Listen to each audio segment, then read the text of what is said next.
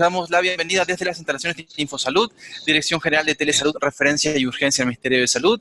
Empezaremos la telecapacitación programada para el día de hoy, lunes 29 de abril, a cargo del Instituto Nacional de Salud del Niño del Ministerio de Salud. Quisiéramos recordarles que cualquier pregunta, duda o consulta pueden hacerlas a través del chat en cualquier momento de la exposición para ser respondidas al final. Equipo del Instituto Nacional de Salud del Niño, estamos atentos a su presentación. Bienvenidos, adelante. Buenos días con todos los participantes. Tenemos el gusto de escuchar hoy día a la licenciada Berenice Milla, con un tema que está en todo su apogeo, cuidado de enfermería al niño con miastenia gravis. Es un tema que constantemente aparece, estos cuadros, y es muy importante reconocerlo con tiempo. Licenciada, puede dar inicio a su tema. Muy buenas tardes a todos ustedes. Bueno, soy la licenciada Berenice Milla, enfermera asistencial del Servicio de Neuropediatría del Instituto Nacional de Salud del Niño, UC de Breña. El tema del día de hoy que vamos a presentar son cuidados de enfermería al niño con miastenia gravis. Vamos a empezar. La miastenia gravis es una enfermedad autoinmune que produce parálisis muscular porque va a haber un bloqueo del receptor de acetilcolina en la unión neuromuscular. ¿Qué es lo que va a pasar? Se va a bloquear la unión y justamente va a causar debilidad, no va a llegar el impulso nervioso al músculo.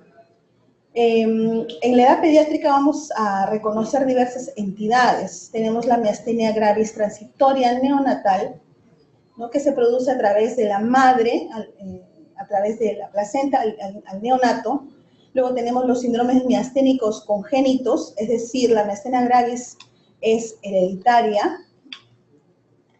Y luego vamos a tener, la miastenia gravis juvenil, ¿no? La miastenia gravis juvenil que se va a aparecer antes de los 18 años. Se pueden suscitar también miastenias gravis oculares, ¿no? Y las miastenias gravis generalizadas, ¿no? Esto es más o menos para guiarnos un gráfico, qué es lo que pasa en la miastenia gravis. Lo que tenemos, sí. Tenemos acá el músculo, ¿no? Tenemos los receptores de acetilcolina y acá tenemos las terminaciones nerviosas. ¿Qué es lo que va a pasar? Que se van a producir anticuerpos antirreceptores y esta acetilcolina no va a poder tener contacto con los receptores del músculo y por consiguiente se va a originar la debilidad muscular. ¿Cuál es la etiología y los factores desencadenantes? ¿No? Se pueden deber a un síndrome autoinmune, ya hemos dicho que la enfermedad es autoinmune, ¿no? Pueden haber otras entidades también autoinmunes. Vamos a encontrar anticuerpos a los receptores de acetilcolina, los que van a reducir el número de receptores y por consiguiente la debilidad muscular. Se va a deber también a esta enfermedad a una infección, a una gripe, a procesos de estrés o algún inconveniente, algún problema familiar en este sentido. Puede haber tensión, se puede deber al ejercicio, ¿no? Va a haber fatiga de músculos, el paciente, el familiar va a referir que su niño no puede realizar, por ejemplo, cuando va al colegio, el curso de educación física, se mantiene muy cansado constantemente, ¿no? Puede deberse también a una suspensión en la medicación, tabaquismo, al consumo de alcohol, al tiempo frío, una prolongada exposición al sol, a una menstruación y también a el embarazo. ¿Qué estudios diagnósticos tenemos para confirmar o diagnosticar la enfermedad, ¿no? Nos va a ayudar mucho la electromiografía, que es un procedimiento en el cual vamos a ver la actividad eléctrica del músculo, ¿no? El test de hidrofonio o de tensilón, una tomografía computarizada o radiografía de tórax para poder encontrar, o en algunos casos vamos a encontrar un timoma, una hiperplasia. Vamos a ayudarnos también bastante del AGA, la gasometría. Podemos encontrar una hipercapnia o una hipoxia. Vamos también a hacer, vamos a tomar muestras de T3, ¿no? Para T3 y T4, ¿no?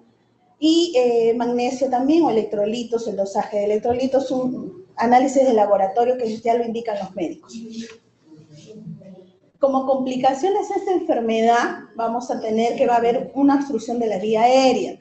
puesto que los músculos van a estar tan débiles y no va, el niño, el paciente en este caso, no va a poder ventilar debido a esta debilidad de los músculos que son el diafragma, los intercostales, ¿no?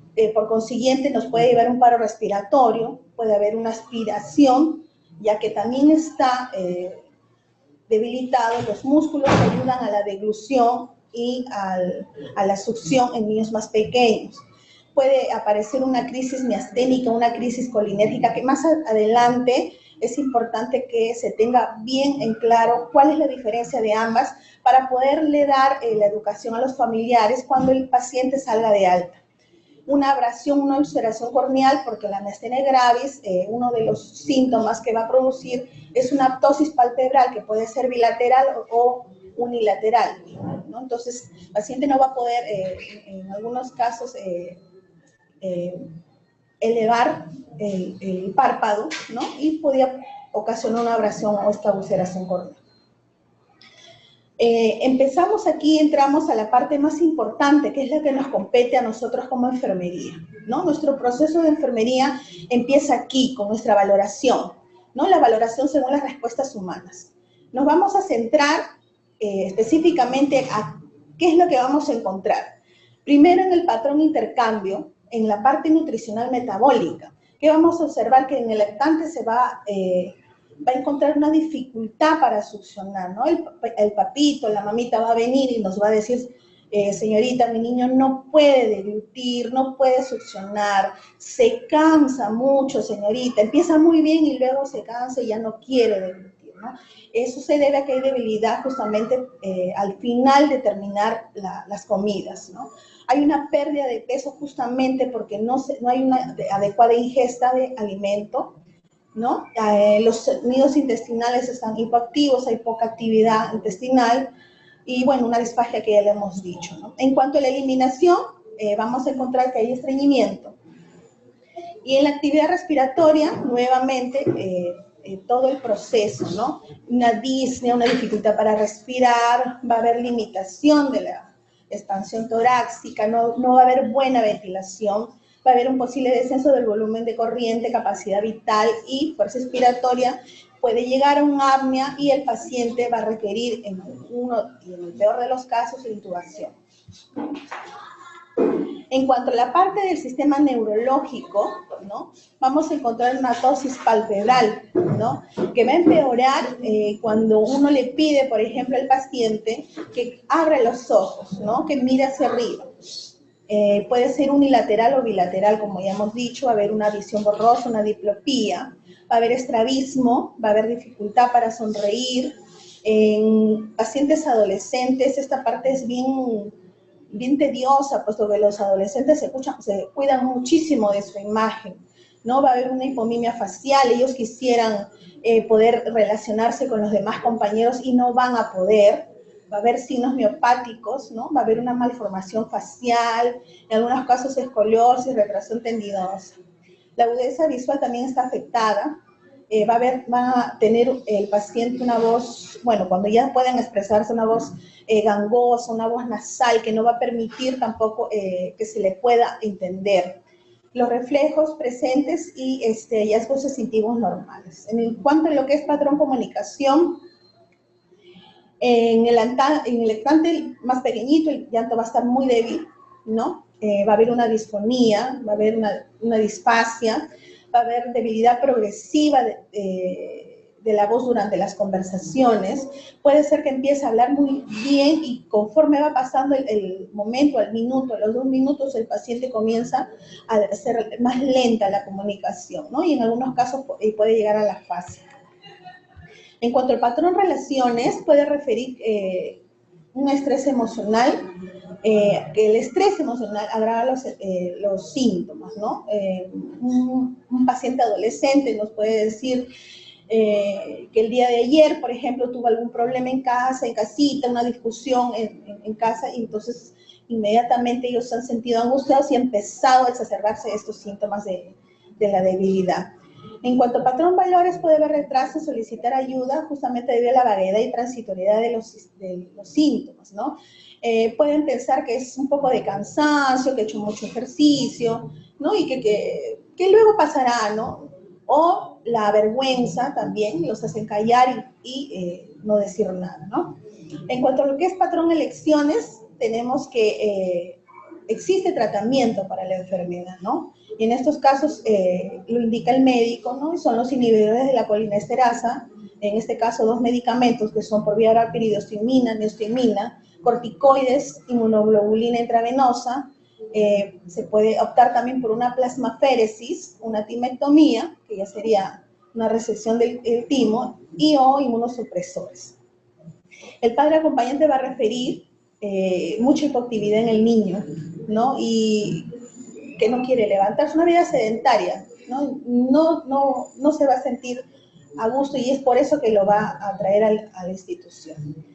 En cuanto a nuestro patrón movimiento, ¿qué vamos a valorar? ¿Qué vamos a encontrar también? Va a haber fatiga, nuevamente, la debilidad de los músculos, la deambulación va a estar limitada, ¿no? Se le va a pedir al paciente, va a querer estar más postrado en cama, se le va a pedir que se levante y va a sentirse cansado, no va a poderse levantar, ¿no? Va a tener dificultad para sentirse erguido, mantener la cabecita alta.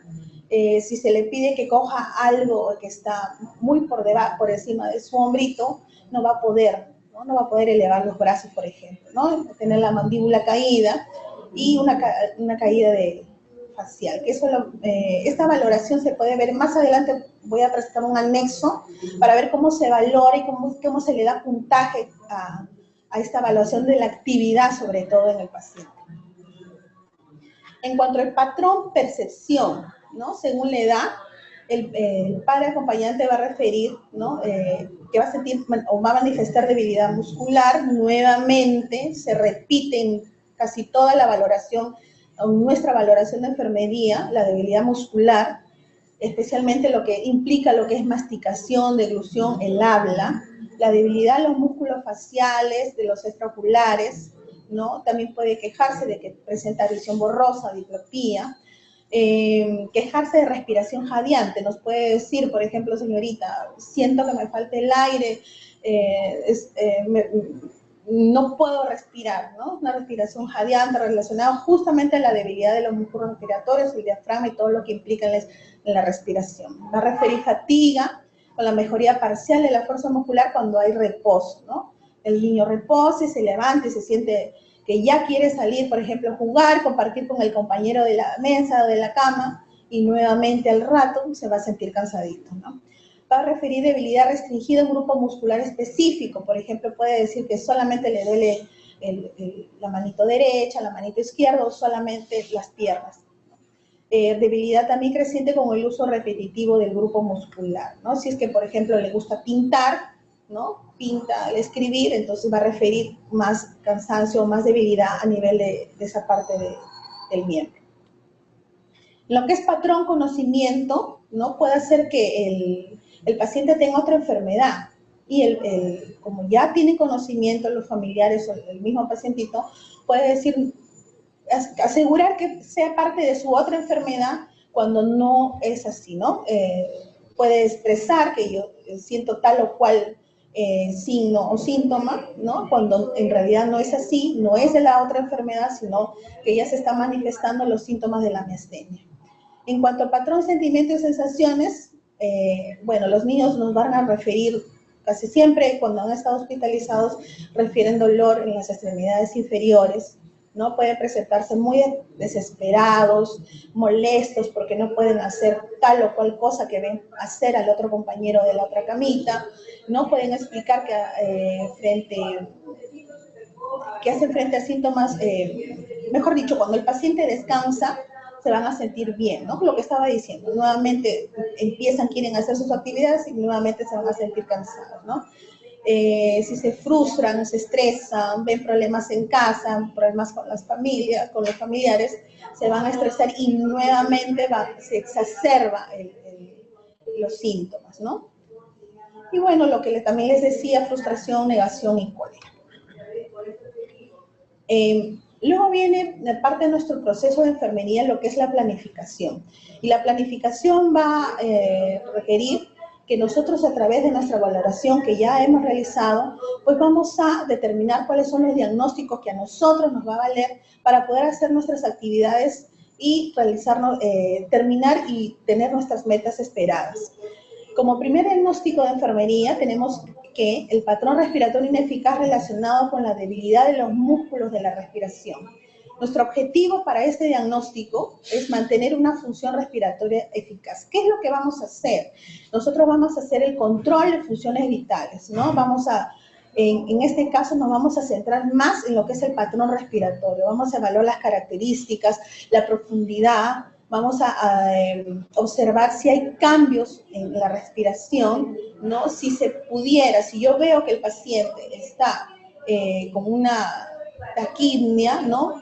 Luego se calma, entonces tengo que evaluarlo cada hora, cada 2 horas, dependiendo qué es lo que observe yo en mi paciente.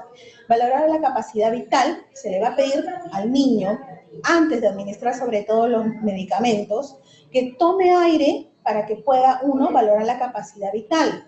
Luego que uno administra el medicamento, volvemos a hacer la valoración para ver qué tan efectivo ha sido el medicamento, la dosis del medicamento que ha recibido el niño en ese momento.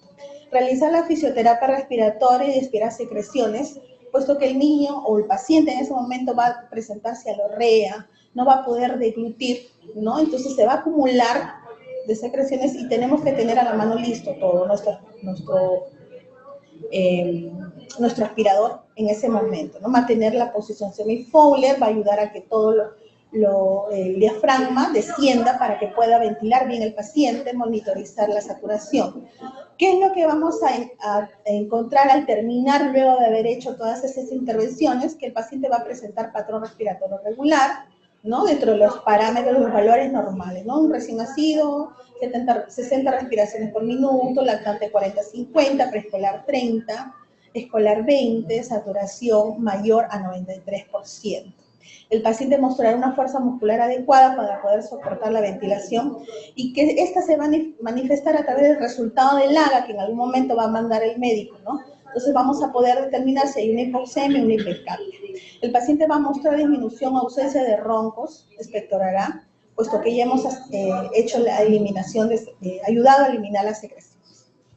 Nuestro siguiente diagnóstico es intolerancia a la actividad relacionada con fatiga muscular, secundario a reducción del número de receptores de acetilcolina. Nuestro objetivo aquí es disminuir la fatiga muscular, promover la óptima fuerza muscular, promover un nivel tolerable de actividad. Para que yo pueda cumplir este objetivo, ¿qué es lo que voy a tener que hacer? ¿No? ¿O qué puedo hacer? Identificar el origen de un excesivo consumo de energía, ¿no? ¿Qué puede pasar? Que el paciente en la noche está escuchando música, está con el celular prendido, no quiere descansar, quiere estar chateando, quiere estar en el Facebook con el compañero, entonces y duerme muy tarde y eso le va a originar cansancio el día siguiente, no va a poder descansar, ¿no? Entonces a la hora del baño también, ¿no? Hay que espaciar el baño, empezar gradualmente, despacio, para que él pueda o el paciente pueda poder limitar, o mejor dicho, distribuir mejor el tiempo de las actividades que le vienen durante todo el día, porque acuérdense que como va a empezar con mucha energía, se va a ir luego cansando para el resto, entonces tiene que guardar energía para la hora de la comida, para la hora de la cena, etcétera, ¿no? Redisponer el entorno para mantener cerca del paciente los objetos frecuentes, tratar de que todo esté cerca, a la mano de él, ¿no? Su velador, con las cosas mínimas, más importantes que necesite en ese momento. Si se puede, no si se puede, en los casos que cuando son pequeñitos, bueno, se les puede coger y se les lleva, se les carga, pero cuando ya el paciente es grande, es adolescente, tratar en todo caso de proporcionarle cerca a la hora del aseo, ¿no? La batea, la tina, las cosas necesarias para su aseo personal. El arreglo de la dieta de la bandeja, si es posible ayudarle a cortar cortar la comida, trocearla para que pueda hacer el menor esfuerzo posible, ¿no? Administración de la medicación de la anticolinesterasa por vía oral 3 o 4 veces al día. Bueno, esta administración de la anticolinesterasa, que en este caso son el medicamento que indica el médico, es de acuerdo a la indicación médica. Puede ser por vía oral, puede ser por vía endovenosa.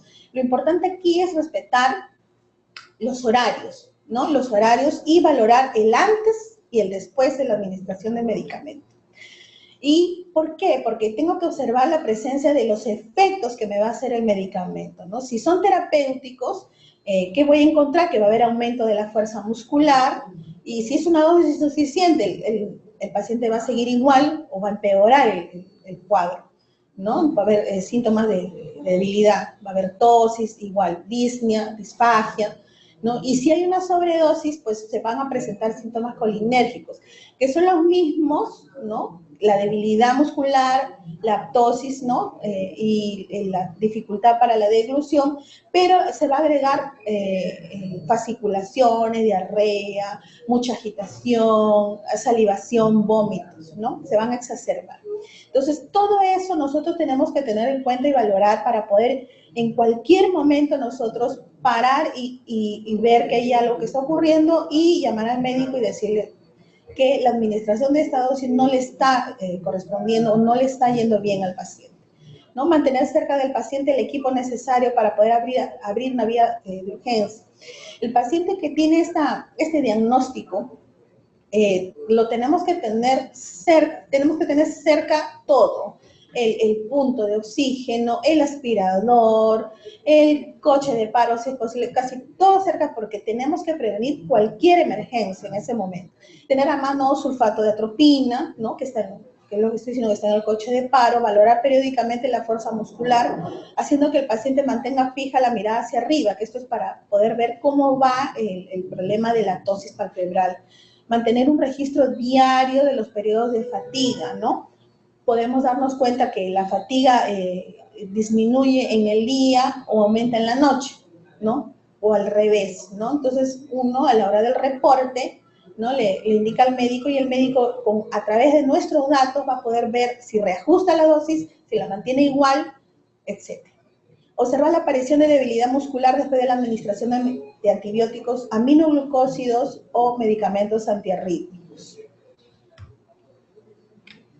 ¿Y qué resultado vamos a tener con nuestras intervenciones para este diagnóstico de intolerancia a la actividad? Que vamos a encontrar que el paciente a los 2 días del ingreso, nomás al servicio, va a mostrar poca o ninguna fatiga. El paciente a los días del ingreso va a poder realizar actividades de la vida diaria con ayuda, ya va a poder caminar, ya va a poder hablar mejor, va a sentir menos vergüenza, etc. Nuestro tercer diagnóstico de enfermería es alteración de la nutrición por defecto relacionado con la reducción del aporte oral. Nuestro objetivo para este diagnóstico es mantener una nutrición oral adecuada. ¿Y qué es lo que vamos a hacer? Vamos a realizar una valoración nutricional. ¿Esto qué implica? Que el paciente al ingreso, bueno, se le va a hacer el control de peso, ¿no? Medición de peso, de talla, perímetro cefálico, perímetro, la circunferencia del brazo, de tríceps, ¿no? Cálculo de la masa muscular del brazo. Proporcionar una dieta equilibrada de proteínas, grasas, carbohidratos y calorías. Y bueno, para esto podemos ayudarnos, ¿no? Comunicarnos con la nutricionista para ver qué suplementos nutricionales se le puede administrar. Si es que es muy grave y el niño no llega a deglutir, pues administrarle una sonda nasogástrica y administrar todos los nutrientes que necesita el niño a través de ella, ¿no? Servir la comida principal por la mañana, ¿no? Que es en el momento que el paciente tiene más energía para poder realizar sus actividades. Dar los líquidos en una taza, si es posible ayudarlo con una cañita, o nosotros mismos darle los alimentos, ¿no? Hacer que el paciente se sienta erguido durante las comidas. ¿Qué resultados vamos a tener para esto? El paciente no habrá tenido una pérdida de peso no terapéutica mayor al 10%, ¿no? Si va a haber una pérdida, no va a ser mayor al 10%. Nuestro siguiente diagnóstico, riesgo de aspiración relacionado con deterioro de la deglución. Nuestro objetivo es prevenir la aspiración. ¿Qué es lo que tenemos que hacer? ¿Qué es lo que vamos a hacer? planificar que las comidas coincidan justo con el momento máximo de la anticolinesterasa, o sea, del medicamento. Los medicamentos que se administran acá son piridostigmine vía oral o nestigmine por vía endovenosa, ¿no? Ambos medicamentos van, sobre todo la piridostigmina, que es por vía oral, el punto máximo que tiene de efecto es a la hora. Entonces, media hora, una hora. Entonces, si calculamos, nosotros damos el medicamento justamente a la media hora, a la hora, que es cuando ya el paciente va a tener ese máximo efecto del medicamento, es cuando ya puede, ¿no? Le podemos decir que ya puede empezar a comer para que pueda disfrutar también de su comida. Pedirle al paciente la autoevaluación de la capacidad de deglución y pedir alimentos de consistencia adecuada, ¿no? Imposible pedirle a un paciente dieta completa, por ejemplo, ¿no? Nuestra dieta tiene que ser dieta blanda, ¿no? Líquida, dependiendo también de la valoración o cómo va el paciente con lo que es su deglución, ¿no? Más que todo purés, mazamorras, ¿no? Dieta blanda, ¿no? Suspender la ingesta oral si es que nosotros vemos que no tolera, ¿no? O que el paciente expresa, señorita, no puedo deglutir, ¿no? Inmediatamente, pues, la colocación en la zona nasogástrica. Proporcionar periodo de descanso entre las comidas, ¿no? Los músculos se fatigan, hay que pedirle al paciente que no se apure en comer, porque a veces ve que el amiguito ya terminaron y todos terminaron con su bandeja y él todavía ni siquiera la empieza. Entonces hay que pedirle que no se preocupe, que se tome su momento, que vaya comiendo en forma fraccionada. Enseñar al paciente y la familia los pasos que hay que seguir si presenta atragantamiento, ¿no? O aspiración. Por ejemplo, los golpes en la espalda, las compresiones abdominales, o en el peor de los casos, si es que en el mejor de los casos, si está en el servicio, pues utilizar el aspirador. ¿Qué resultados vamos a tener para esto? Durante el periodo de la hospitalización, nuestro paciente no va a presentar una broncoaspiración.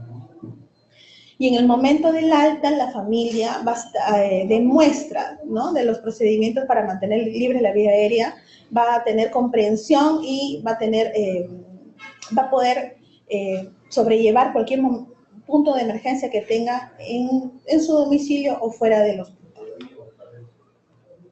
Luego tenemos nuestro siguiente diagnóstico, que es trastorno de la comunicación verbal relacionado con fatiga de los músculos faciales y respiratorios. Nuestro objetivo, establecer una comunicación efectiva, ¿no? ¿Qué vamos a hacer para esto? Vamos a evitar conversaciones frecuentes o largas con el paciente, ¿no? Entonces, nuestra comunicación con nuestro paciente no va a ser una comunicación como la que podemos tener con cualquier otro, ¿no? Solamente tenemos que buscar que nuestro paciente nos diga frases como sí o no, cortitas, ¿no? O le podemos decir a nuestro paciente que nos escriba, si es que ya es más grandecito y sabe que nos escriba, ¿no? O que nos diga sí escrito, que nos diga no escrito, ¿no? O señales con la cabeza, etcétera. Cualquier forma de comunicación verbal o no verbal que tengamos con nuestro paciente va a ser lo más adecuado. Dejar el tiempo suficiente también para poderlos escuchar. Cuando se suscita este problema en un paciente, el lenguaje de nuestro paciente va a ser muy lento, a veces incomprensible, o va a tener vergüenza y no va a querer hablar. Entonces hay que darle la suficiente confianza y el tiempo necesario para que él o ella se pueda expresar. Solicitar a la ayuda a la familia también, que mejor comprende cuando no podemos entender alguna u otra palabra, ¿no? ¿Qué es lo que vamos a tener como resultado? Que el paciente va a comunicar sus necesidades. No va a haber pretexto para decir no te comprendo, no te entiendo y nada por el estilo. Nuestro siguiente diagnóstico, temor relacionado con efectos subjetivos inmediatos y a largo plazo de la enfermedad discapacitante y pérdida de una función corporal. El objetivo es disminuir el temor. ¿Qué pasa con esta enfermedad? ¿No? Esta enfermedad es una enfermedad crónica. El paciente sabe que en cualquier momento se va a poner mal, sabe que va a tener una dificultad y una alteración en la imagen. Entonces hay que animar a que exprese sus sentimientos, sus frustraciones, su cólera. Nos podemos ayudar haciendo, por ejemplo, interconsultando psicología. Pero de aquí hasta que pueda contestar, nosotros inmediatamente podemos calmar esas sensaciones que presenta el paciente. Aconsejar respuestas que reflejen la realidad, hablar de los aspectos que pueden cambiar y de los que no es posible cambiar. Hay que hablarle al paciente cuál es su realidad. No se le puede decir, sí, tú vas a estar muy bien cuando en realidad no es. O sea, el paciente ya tiene que tomar, y si es pequeño, la madre o el padre tiene que tomar conciencia, ¿no? Y saber cuál es la realidad de la enfermedad de su niño. Y si es grandecito ya y es adolescente, ¿no? Pues saber también cuál es la realidad de la enfermedad. Debemos enseñar técnicas de relajación a nuestro paciente, ¿no? Respiración lenta, rítmica. Esto también vale para los familiares. Ojo. ¿Qué resultados vamos a tener? Que el niño va a expresar sus temores, va a estar más comunicativo con nosotros. El paciente usará estrategias de superación efectivas. Y para terminar, nuestro último diagnóstico de enfermería con respecto a esta enfermedad, el riesgo de manejo inefectivo del régimen terapéutico relacionado con conocimientos insuficientes de la enfermedad, la complejidad del tratamiento y enfermedad crónica. ¿Cuál es nuestro objetivo? Identificar los factores etiológicos que impiden un manejo ineficaz, proporcionar los conocimientos necesarios para el autocuidado. Esto es más que todo, ¿no? Nuestras intervenciones aquí más que todo van a ser ya para el alta del paciente, ¿no? Ya para que vaya a su domicilio. Entonces, ¿qué tenemos que hacer? Escuchar para descubrir las preocupaciones tanto del familiar como de los pacientes que pueden impedir ese manejo ineficaz. Como por ejemplo la falta de confianza, la seguridad, ¿no? Conocimientos insuficientes, no saben, por ejemplo, el horario del medicamento, tienen miedo si le cambian la hora, puede ser, no es a las 8, sino a las 9, ¿no? Lo importante es explicarle, ¿no? Que siempre se tiene que cumplir la hora, la cantidad, el espacio entre una dosis y otra, ¿no? Informar al paciente y su familia sobre el proceso de la enfermedad y sus implicaciones. Instruirles sobre los factores que pueden precipitar una crisis, ¿no? Un estrés, una infección, exposición al calor, al frío, todo lo que hemos visto en la etiología, ¿no? El embarazo, el alcohol, el tabaquismo, las complicaciones sobre todo, porque todo esto va a conllevar a que nuevamente se suscite una crisis y el paciente nuevamente tenga que reingresar a la institución.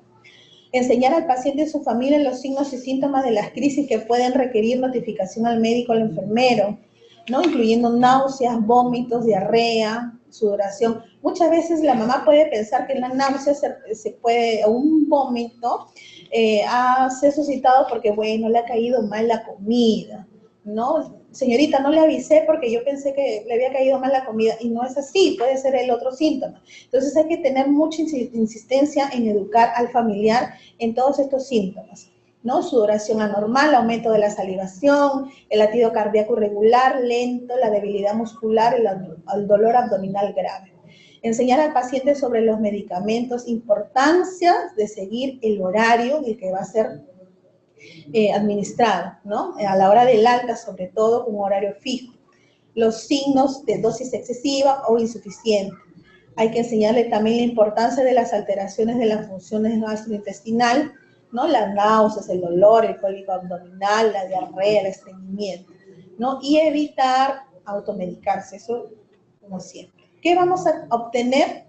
Que el niño y su familia mencionarán la intención de llevar a la práctica todas las conductas saludables. Nos va a decir, señorita, le he entendido muy bien, voy a hacer esto. Es más, podemos hacer un pequeño test o tomarle una pequeña evaluación para saber si la madre o el padre ha entendido, y el mismo familiar, el mismo paciente, si es un poquito más grande, adolescente, nos puede referir tal o cual cosa que ya le hemos explicado, ¿no? El niño y su familia describirán el proceso de la enfermedad, las causas, los factores, o sea, ellos mismos ni siquiera ya no van a escuchar, sino se van a inclusive valer. Hemos tenido padres de familia que ingresan al internet, se documentan, se instruyen sobre la enfermedad de su niño, ¿no? Esta es una es prácticamente el resumen de todo ya lo que hemos hablado, ¿no? Y como anexos, bueno, les quería presentar ya para terminar la escala de actividad de la vida diaria de los pacientes con miastenia gravis, que es la escala de Wolf. Esta escala va a evaluar lo que es, va a darle un puntaje a lo que es hablar, masticar, deglutir, respirar, dificultad para cepillarse los dientes o peinarse, dificultad para levantar una silla, la visión doble, la diplopía, la tosis palpebral, ¿no?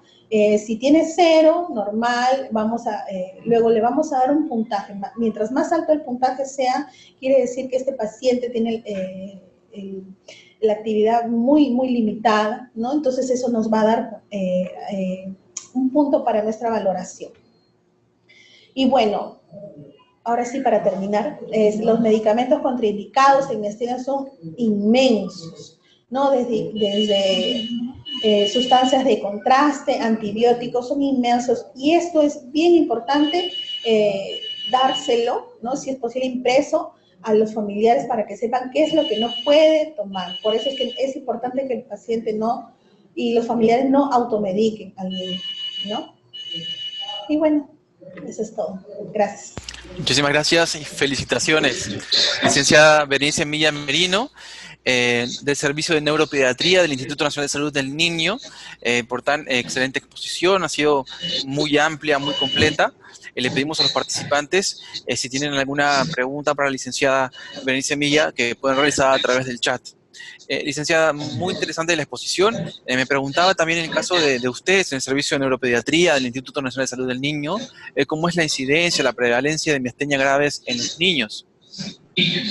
Bueno, la incidencia de los niños se da más en mujeres que en varones, ¿no? Por cada 3 mujeres tenemos 2 niños. En este momento ya no se ha visto hospitalizaciones en el servicio, puesto que hay más empoderamiento de los padres en cuanto al control de la enfermedad. Entonces solamente acuden a la consulta, ¿no? Y luego van a la casa, ¿no? Últimamente, en estos ya últimos años, muy, muy, muy escasas hospitalizaciones que tenemos ya por este diagnóstico, o por esta patología, perdón.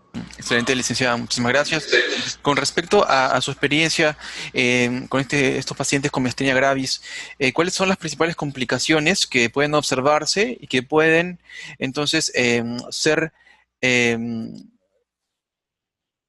diagnosticadas por enfermería y poder entonces realizar una acción ante las mismas? Bueno, como he incidido muchísimo, nuestro base es nuestro quehacer de enfermería. Lo más importante es nuestra valoración. Dentro de la valoración tenemos que incidir sobre todo en lo que es la parte respiratoria, ¿no? El control de funciones vitales. Tenemos que identificar si el paciente evitar que el paciente llegue a una insuficiencia respiratoria. Si el paciente presenta esta crisis, llega a una insuficiencia respiratoria, es un paciente totalmente determinado a que sea intubado, ¿no? Evitar cuando vaya a una radiografía, por ejemplo, ¿no? Tener todo a la mano. Se nos ha presentado complicaciones solamente de un traslado de un paciente de una sala a otra para que puedan tomar una radiografía de tórax. Entonces, no escatimemos, así sea el espacio que voy a recorrer para hacer un procedimiento sea pequeño, ¿no? Tenemos que tener todas las previsiones posibles, ¿no? Tener hasta el maletín, el ambú, cerca, cualquier cosa, para poder evitar justamente inconvenientes, ¿no? Un paro respiratorio, por ejemplo. Excelente, licenciada, muchas gracias. Con respecto al pronóstico de la enfermedad, ¿es buen pronóstico? ¿Pueden después del tratamiento y buenos cuidados tener una vida normal estos niños, una vida plena? Sí, sí, claro que sí, con los medicamentos, ¿no? Con una buena, como le decía, ¿no? Los familiares y el paciente que ya está bien identificado con su enfermedad, sabe y determina cuáles son sus signos y sus síntomas de alarma, ¿no? Puede llevar una vida normal, pero sabiendo que tiene que tomar sus medicamentos a la hora y en el momento adecuado y con la leche, por ejemplo, para evitar una gastritis. Sabe que no debe tomar alcohol, sabe que no debe fumar y no en el peor de los casos, pero en el caso que saliera una paciente embarazada, pues sabe que es un embarazo de riesgo y que tiene que tener los controles adecuados, ¿no? Porque también a través de la placenta se va a adquirir la enfermedad, porque ya hemos dicho que es hereditario. Excelente, licenciada Berenice Milla. Respecto al tratamiento, es un tratamiento también multidisciplinario. ¿Qué otras especialidades también trabajan en conjunto con ustedes para mejorar la calidad de vida de estos pacientes? Bueno, como ya lo hemos dicho, ¿no? Psicología, trabajamos con el psicólogo, con la nutricionista para ver la parte que es justamente la que queremos evitar, la pérdida de peso, ¿no? Trabajamos conjuntamente con el servicio social. Muchos de estos pacientes van a necesitar apoyo en cuanto a la medicina también cuando salgan, ¿no? Gracias a Dios los medicamentos están proporcionados a través del CIS, ¿no? Hay los medicamentos para cubrir esta enfermedad, ¿no? Muchísimas gracias, licenciada Berenice Milla. Doctor Luján, ¿tienen ustedes ahí en el instituto alguna otra pregunta para la licenciada o intervención? Una pregunta, ¿en qué momento estos pacientes pueden llegar a ser incluidos en la UCI? Bueno, ¿Cómo diagnosticarlo el que va a pasar a la UCI? Bueno, cuando ya nos ha hecho esto es más que todo cuando vemos ya el paciente está con una administración de medicamentos, ya sea vía oral o endovenosa. Endovenosa cuando el paciente no responde bien a la vía oral, ¿no? Puede haber una sobredosificación del medicamento endovenoso, que eso no lo decimos nosotros, ¿no? Pero debemos saber cuánto, si los miligramos por kilo de peso. El paciente va a presentar la crisis, lo que estaba diciendo, una crisis miasténica, ¿no? Que básicamente se va a referir a todo lo que son los músculos de la cara, los músculos faciales, los ojos, y se va a exacerbar porque aparte de eso va a presentar una crisis colinérgica. O sea, va a haber debilidad muscular, pero va a empezar a tener fatiga, fasciculaciones, va a haber una disnea, ¿no? Va a haber una insuficiencia respiratoria, y en algunos casos, en el peor de los casos, se presenta una apnea, ¿no? Va a haber paro respiratorio, ¿no? Entonces el paciente ya está intubado, ¿no? Va a tener que requerir que lo intuben, ¿no? Inmediatamente pues hacer la interconsulta al interconsultor a UCI, ¿no? Ya es manejo requerido, va a tener que ser candidato a la UCI. El tratamiento por vía oral es de por vida, ¿no? Así es, sí. En este caso se le da la piridostigmine, ¿no? Son unas tabletitas que vienen de 60 miligramos. Ellos ya saben hasta cómo partirlo, ¿no? Se compran hasta su partidor de pastillas, todo lo guardan. Hemos tenido pacientes que tienen su cajita especial, su partidor de pastillas, y ya saben cómo tienen que administrarlo, ¿no? A la hora que para el alta, ya en casita. Lo que decía la licenciada es que le dan piridostigmina porque es una anticolinsterasa del grupo de los carbamatos.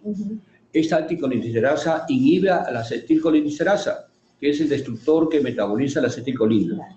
Al inhibir el destructor, la acetilcolina comienza a incrementarse. Y al incrementarse, el paciente comienza a presentar movimientos, lo que hacemos con nosotros, ¿no? Entonces, en este paciente, bien claro, es deficiencia de la acetilcolina. Sea inmune, pero es una deficiencia de acetilcolina, es distinto al Guillain-Barré.